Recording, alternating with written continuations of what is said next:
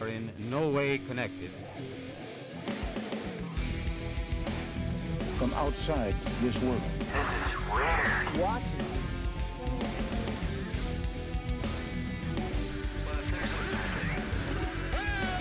And then back in less than a second, right? And that's just a truth. Government has made contact with intelligent extraterrestrials.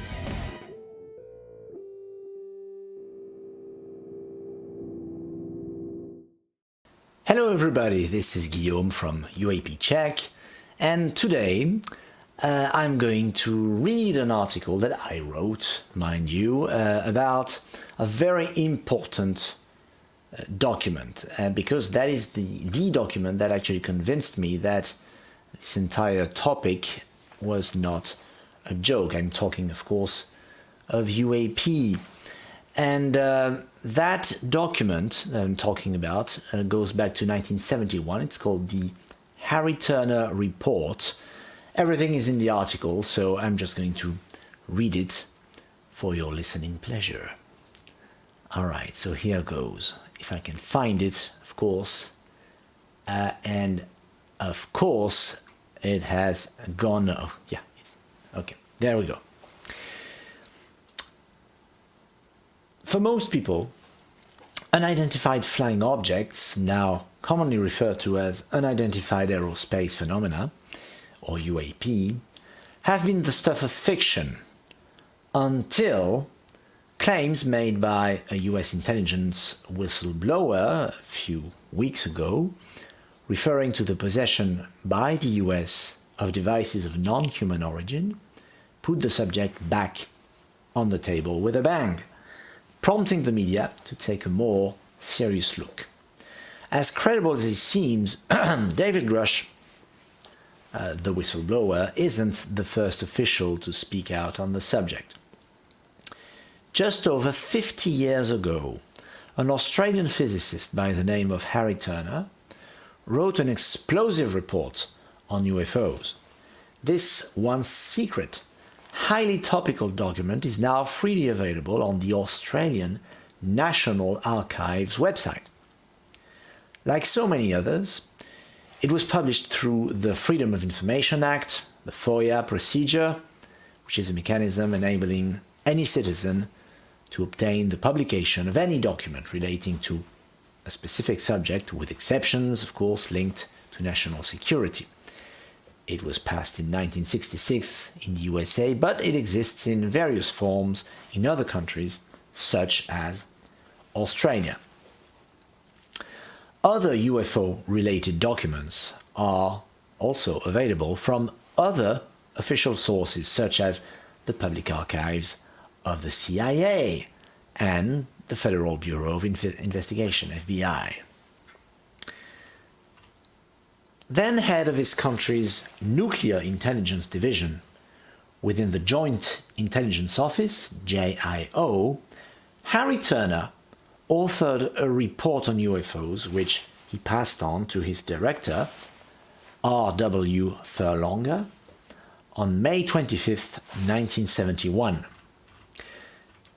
Turner makes things clear from page 1, quote, "The two documents attached are intended to focus on aspects of the UFO problem that have tended to remain hidden." End quote. Many surprises indeed ensue for the average reader as he navigates through the report, consisting of two parts, as depicted by Harry Turner in his intro. First, a report on the US attitude to UFOs dated May 1971, and second, evidence of the use of weapon systems by UFOs dated January 1970. Harry Turner first offers a brief, dense, and fascinating summary on the American posture on UFOs. 5 short paragraphs for as many key points which take the reader straight into a new world where scientists and military personnel replace conspiracy theorists. So among those 5 key points, you've got first, number 1, For the US Air Force, extraterrestrials are the only explanation. Harry Turner gets off to a strong start. Quote, the early analysis of UFO reports by US Air Force intelligence indicated that real phenomena were being reported which had flight characteristics so far in advance of US aircraft that only an extraterrestrial origin could be envisaged. End quote. The weather balloon hypothesis, so often suggested by the US Air Force to explain away UFO sightings, now seems insufficient. Turner adds that a component of the CIA, the Office of Scientific Intelligence, OSI, has been studying UFO reports with, quote, the intention of determining the UFO propulsion methods, end quote.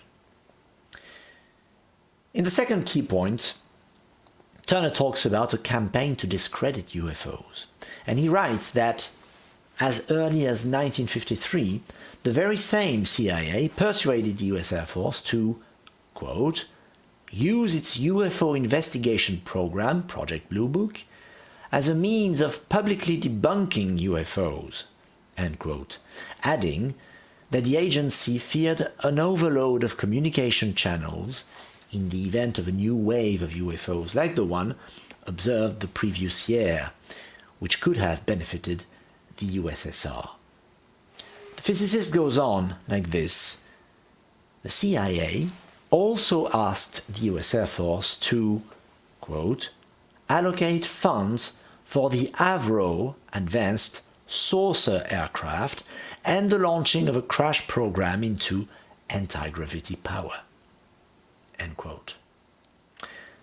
The man at the head of the Australian Nuclear Intelligence Division, Harry Turner, points out that, quote, to initiate such programs decades ahead of normal scientific development would indicate that the US government acknowledged the existence of advanced aircraft which presumably used a gravity-controlled method of propulsion. End quote. He also adds that an additional motivation could have been the fear that the USSR would achieve this goal before the US. This would explain the urgency conveyed by the CIA to the US Air Force. In the third key point, Harry Turner goes on to explain this shift in attitude towards the topic. Quote, by erecting a facade of ridicule, the US hoped to allay public alarm, reduce the possibility of the Soviet taking advantage of UFO mass sightings for either psychological or actual warfare purposes, and act as cover for the real US program of developing vehicles that emulate UFO performances. End quote. The JIO physicist, albeit working for an organization which comprises intelligence services from all three bodies of the Australian Armed Forces, offers this surprising tackle.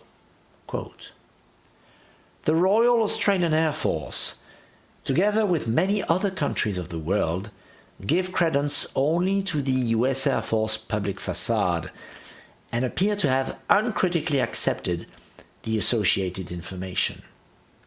End quote. At which point, Turner mentions discordant voices from inside the US, writing, quote, this information has been widely discredited by retiring US service personnel formerly engaged on UFO investigations, as well as by scientists and private citizens. End quote. Later on in the report, Harry Turner names founding director of the CIA, Admiral Hillenkotter, as one of the voices opposing the official line after he left the institution. Fourth key point, then mentioned, is the Condon Report, a document advising the US Air Force to shut down its UFO investigation program named Project Blue Book. Quote, the conclusions of the Condon Report conflict with its own contents and has been discredited by many reputable scientists, including the UFO scientific consultant to the US Air Force. Said consultant is J. Allen Hynek, lead scientist on Project Blue Book.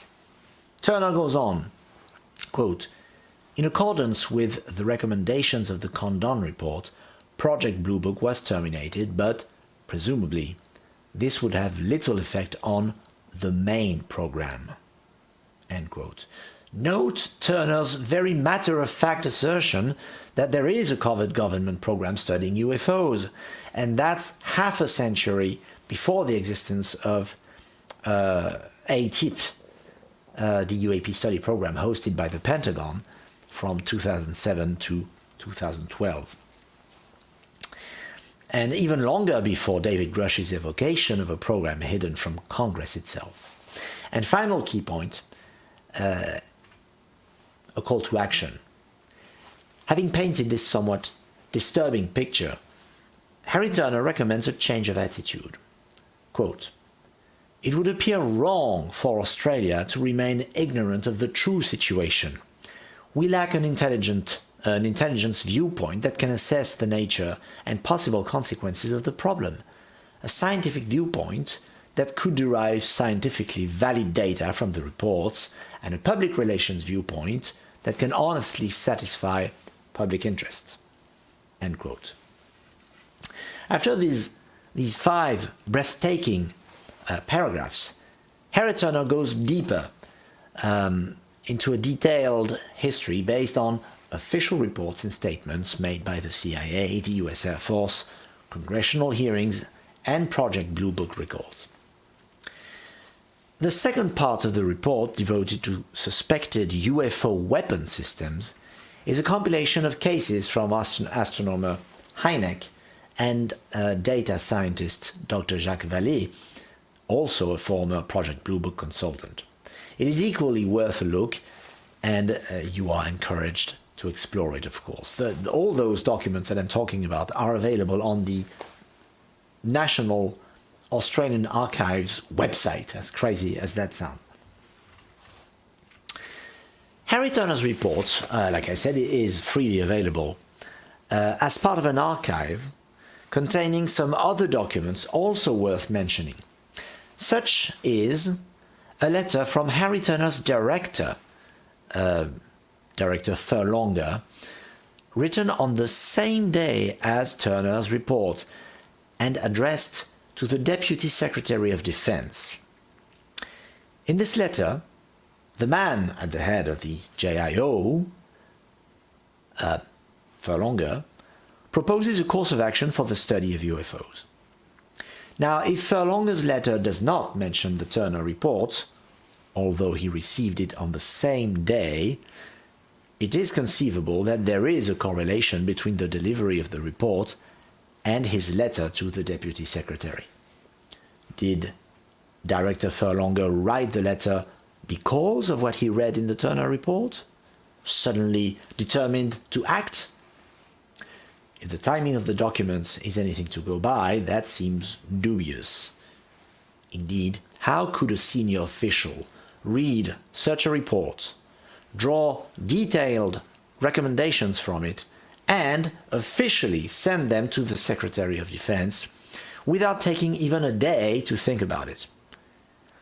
The illustrious career of this former UN diplomat and future ambassador to Indonesia and Austria does not suggest an impulsive and inconsistent character. Another theory about the simultaneity between Turner's report and his director's letter is coordination between Turner and his boss. The report could, for example, have been commissioned to Turner by his director to support the recommendations he was preparing to make to the Secretary of Defense. In any case, Director Furlonger mentions in his letter, quote, "sufficient evidence from the Royal Australian Air Force and US reports of investigations of UFO sightings to indicate that some reports cannot readily be explained by natural phenomena or man-made activities." end quote. And then adds, quote again, thorough investigation of selected Australian reports of UFO sightings seem to be warranted. Significant JIO resources should not be devoted to this until it can be clearly shown from the results of the investigation that a strategic intelligence interest exists. End quote. Is the presence of a year-old section in the Turner Report dedicated to UFO weapons a coincidence? Or are these weapons systems being addressed here to generate the strategic interest mentioned by Furlonger in his letter? The next document in this decidedly fascinating archive offers further insight, and that is a note addressed to Furlonger's JIO a year earlier from Royal Australian Air Force Commander Murphy, T.W. Murphy.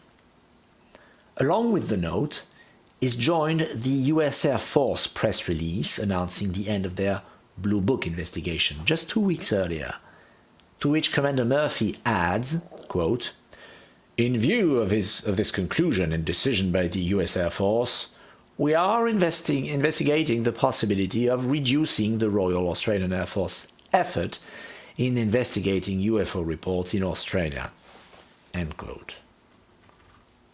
This gives further meaning to what Turner wrote the following year, quote, "The Royal Australian Air Force give credence only to the US Air Force public facade and appear to have uncritically accepted the associated information."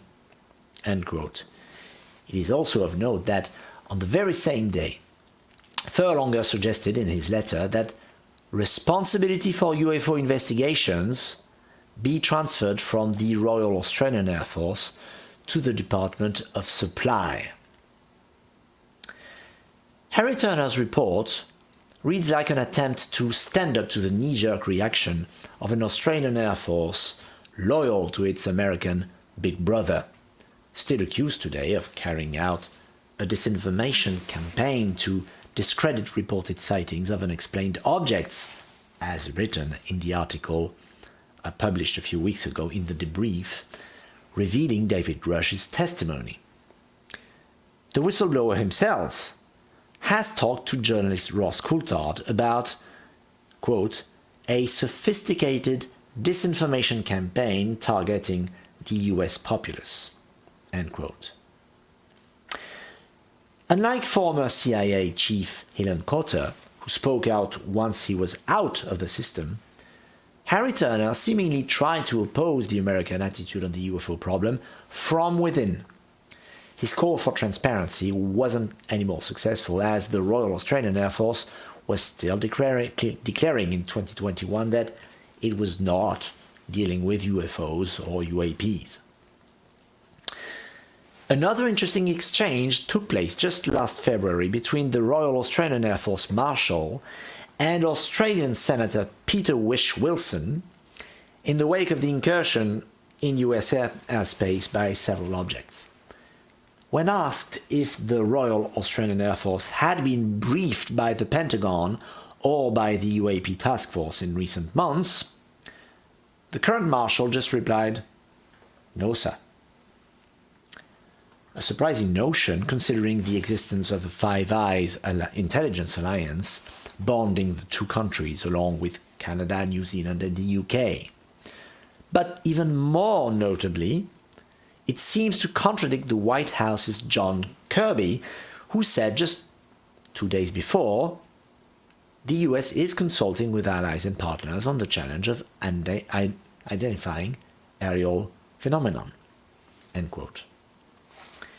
The existence of the Turner Report shows beyond the shadow of a doubt that the US government's role in UAP has been debated within administrations for many decades.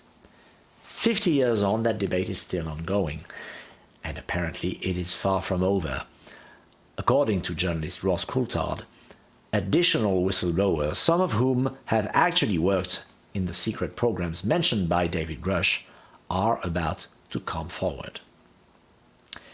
And that is the end for today, this amazing Harry Turner report, which, again, convinced me that this entire UFO thing is actually not a joke, but has been talked, among officials in various governments of the world.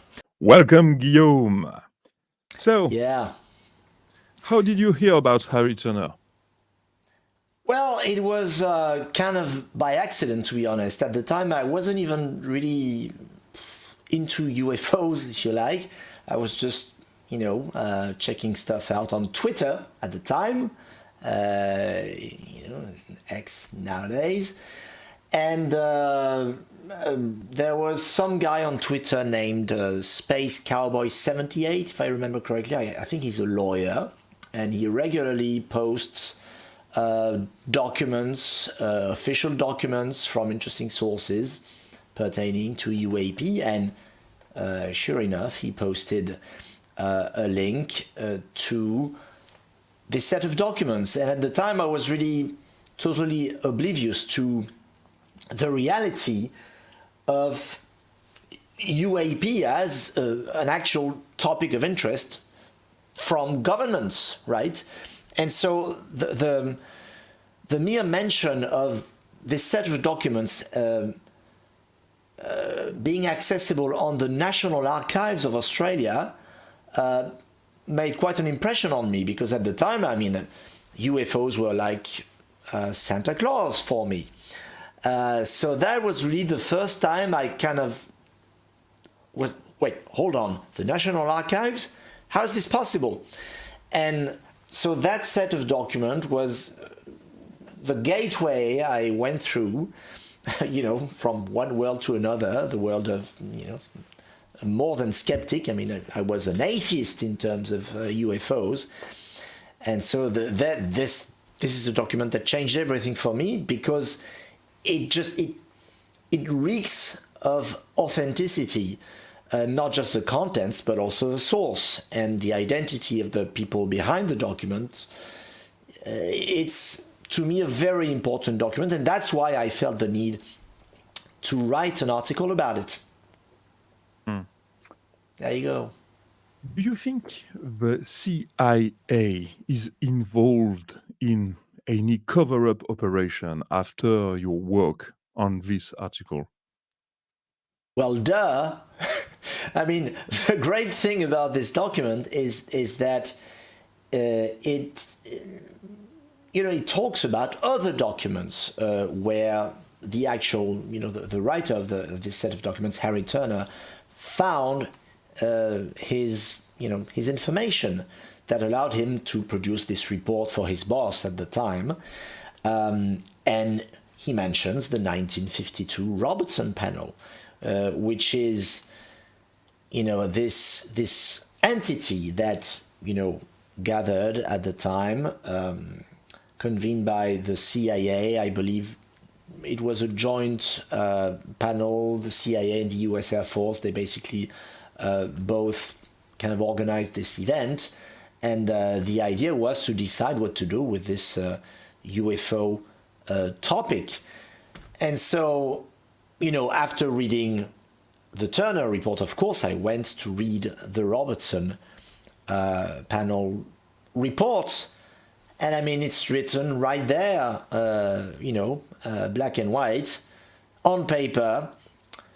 We need to ridicule the subject. I'm paraphrasing, but that's the gist of it. We need to ridicule the subject. So there is a cover-up of UFOs. It's not a conspiracy theory. It's a conspiracy, with the CIA and the US Air Force, at least in 1952, on that occasion. So to answer very quickly your question, is the CIA behind a cover-up? The answer is yes, it's official. It's official. Andrew Bustamante, a former CIA officer, recently made the rounds of podcasts declaring that the CIA was not involved in the UFO subject. Is this credible? Well, I mean, to me, no, it's not, because when you have an agency who, actually gets out of its way to organize a manipulation of the public opinion, I can't imagine said organization getting totally disinterested in that subject, because the very fact that they make all these efforts to manipulate public opinion, in my opinion, proves that they know it is a real topic. So, if you consider you're the CIA, you think, okay, we've got objects in the sky, we don't know what they are. Are you really going to give that up and focus on other topics? It doesn't make sense. So even just on face value, just looking at what happened in 1952, it is not coherent to think that the CIA just, forgot about it. Mm-hmm. Doesn't make sense for me. What do you think? I have absolutely no opinion, nor do I want to feel pressured in any way. Yeah, okay, all right. Recently, the Daily Mail published an article stating that a CIA office, the Office of Global Access, was facilitating the recovery of UFOs. Do you think this supports Turner's report? Well, I'll tell you what it supports. It supports David Grush's allegations that he, mentioned in front of Congress and in front of cameras last June, I believe. In this Daily Mail article, they have these three sources. Of course, they don't give their names, but how can you blame sources for not giving their names when you look at what happened to David Grush? He's been attacked after talking about recovery and back engineering programs, which is exactly what the article is about. They accuse the OGA, which apparently is an organ, one of the many organs comprised, as I understand it, in the CIA organization. Correct me if I'm wrong, is that it? So there you go. Yes. The OGA is part of the CIA. So, look, I know we all have to be very careful when making accusations, but things are really piling up when it comes to the CIA related to the UAP topic. The CIA keeps coming back on this topic from a lot of different sources. I'm not far from talking about smoke and fire here, because it's just too much and it's been going on for too long. Yeah. For 70 years we've been talking about the CIA related to UFOs. There comes a point where the charge of the burden of proof changes sides. Mm-hmm. And I think the time has come for the CIA. Yeah, absolutely. Guillaume, thank you very much for your wonderful article and in-depth research. I would recommend anyone looking for specific information regarding your article to read it. All the links to the source are inside the article. Official sources, very important. Yeah. Goodbye. Bye-bye. Thank you.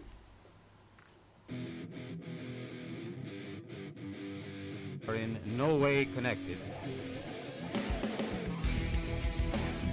From outside this world. This is weird. What?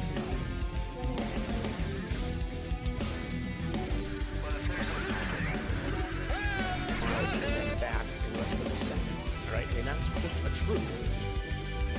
Government has made contact with intelligent extraterrestrials.